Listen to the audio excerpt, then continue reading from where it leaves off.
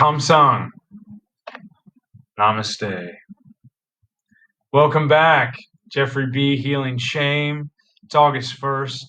It's been about 3 weeks. Just got back from a trip, and I might feel a little subdued or look that way because I'm tired.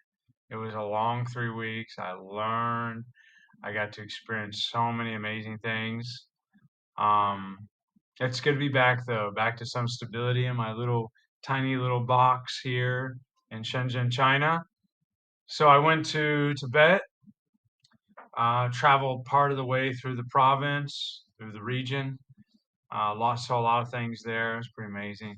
Then from there, we drove across the border through mudslide, dirty, slip slidey roads, across the land border from Tibet to Nepal, all the way to Kathmandu, and spent a few days there. And then from Kathmandu to Delhi, India, Varanasi, India, Varanasi.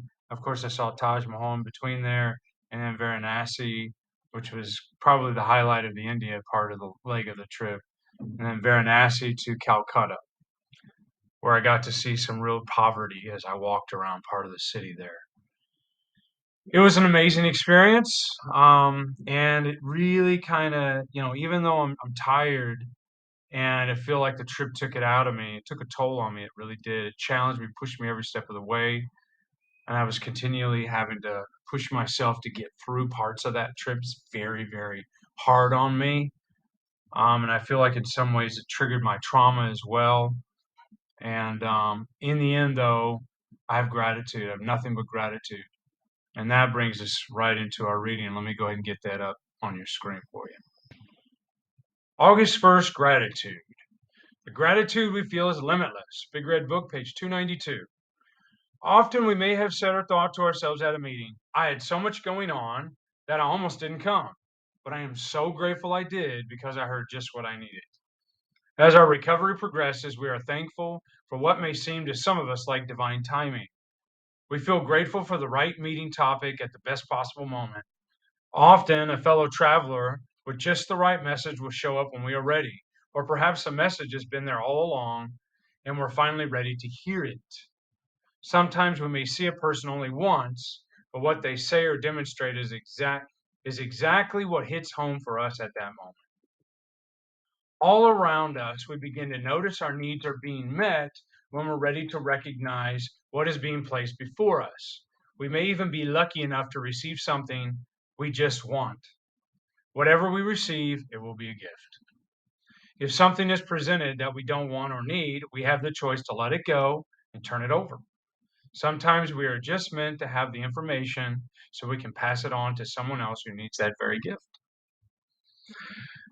And here is our little affirmation.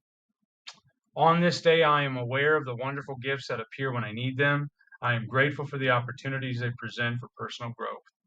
This is copyright 2013 by Adult Children of Alcoholics and Dysfunctional Families, World Service Organization. Great reading, as usual. Good to be back, and I think it's a perfect opportunity to mention this. I was traveling, and I got exposed to a lot of things, including religion, philosophy, and all that. This little thing right here is part of the Buddhist tradition to give you when you arrive or when you leave. You get it in Tibet, Nepal. But you know what? I don't need it. And I'm going to take this and I'm going to discard it because I discovered that's not what I want. I don't want the Buddhist philosophy. I don't want the Hindu ideas. I don't want the Hindu religion.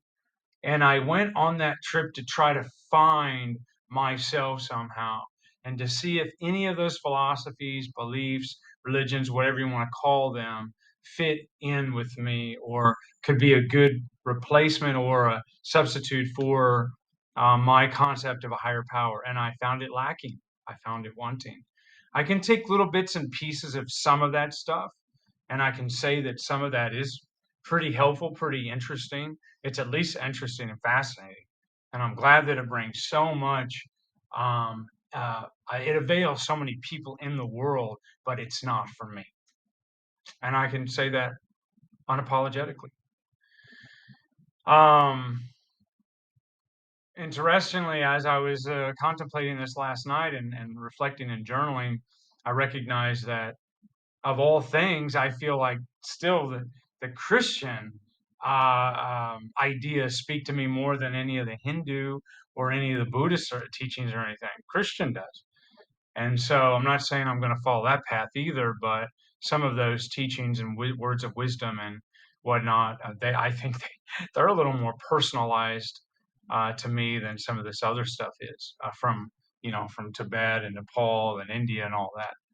I wasn't really connecting with it, So, but it was good to go there, to take what I want, to have it laid before me, and then to decide, hey, you know what, this isn't really me. I'm going to go ahead and just here, you take that over there. You can take that, and I'm going to say to myself, I'm going to keep my own concept of HP, however limited or rudimentary that might be, because that's working just fine for me. But there were moments, where I was complaining on the trip, and I was really struggling, um, with some things going on, and then I'll tell you what, when you're up in the air and that plane starts to vibrate and you're scared, oh shit, this plane might go down, so this might be my last moment alive. When you start thinking that and you break it down to the most basic level, that each day, each breath is a gift, then things really, really get rooted down to the most basic level. And when you start doing things to take care of yourself, like just eating, getting to a recovery meeting, 12-step meeting like AA, ACA, whatever it is. I got to a meeting last night, I shared, and it grounded me. It centered me, and I've been a little bit off track for some time now with those types of aspects. But it was great to go on this trip, and the only reason I've been able to go on trips like this alone is because I'm sober. I don't drink anymore. I don't do things that have me piss my money away, so I can't experience this type of life. I have a little bit of money to do that, at least enough to go on these trips, and these trips are not cheap. Okay, I'll tell you that. Especially Tibet, not cheap. And those are some fears of financial insecurity after a big trip like this, 3-week trip that costs quite a bit. And then you get a little scared about that, and you're like, damn, I'm not. Am I saving enough? I'm not saving what I want. If I was here or there with that kind of job, I'd be saving a lot more. But of course, I wouldn't be seeing as much either until I'm 60 or 70 years old. So I'm getting to see a lot of things in the world at a younger age than most people do. Like Americans who just work, they just work their job. They take a trip here or there for a couple of weeks, like to Mexico or, like, I don't know, wherever they go, Argentina or something, or Europe and Germany. And that's all they do. And then they go back to work and they just keep working and working and working, slaving away. That's not a thing that has worked for me traditionally. I'm seeing some things now. I feel it's better to see them now, that I don't have to do them when I'm old. I don't have to do them when I'm 60 or 70 years old. I can do them now. But that's gratitude. So thank God I have the opportunity. I'm in a place where I can. There's still a lot of stuff under the surface, if I'm honest.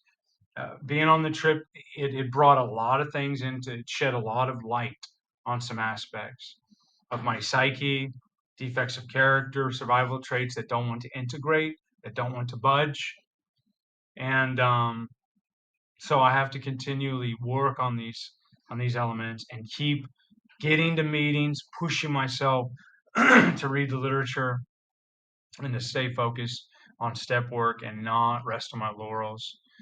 But really, my number one goal now is reconnecting with a higher power, a God of my misunderstanding, trying to determine how to connect with this higher power on a daily basis and making God the center of my life now.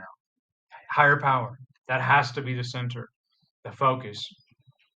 Recovery, which is, centered around my higher power concept, the higher power, because that's going to be what allows me to be of maximum service to God and my fellows. So, yeah. And, when you think everything's bad, just imagine yourself, you're about to die. And, if you're about to die, boy, are you really grateful to take that next breath. Boy, are you ready to just be surrounded by people who are loud, noisy, irritating, obnoxious in a bad situation because you're alive. You know, you're in that plane, you're thinking it's going to go down, you can't breathe, you're throwing up or shitting your ass off, spraying water from your ass because the diarrhea is so bad you think you're going to die and you can't breathe because it's so fucking hot. Um, and then you come out of it, or you're glad just to lay in a bed. Let me tell you. So I had moments like that on the trip, and I'm very grateful to be here. I'm very grateful for what I have right now. But as with everything, the gratitude is fleeting. It will fade, and it will be replaced by entitlement, by lack of appreciation for what I have. So I will have to regenerate that by talking with my higher power, turn everything over, and regenerate some gratitude. And ways you can do that with gratitude is you can simply make a gratitude list, which I haven't done in a while. So I got things I got to do as well. You can inventory. Inventorying is good. Journaling, gratitude list, writing down your patterns of behavior and working on breaking those destructive patterns. And then when you make progress, being grateful. So there's a lot here, I know, but it's good to be back with you guys. And let's break down that core of toxic shame so that we can move towards self love, because that's the goal here of this series. So we're doing that one step at a time.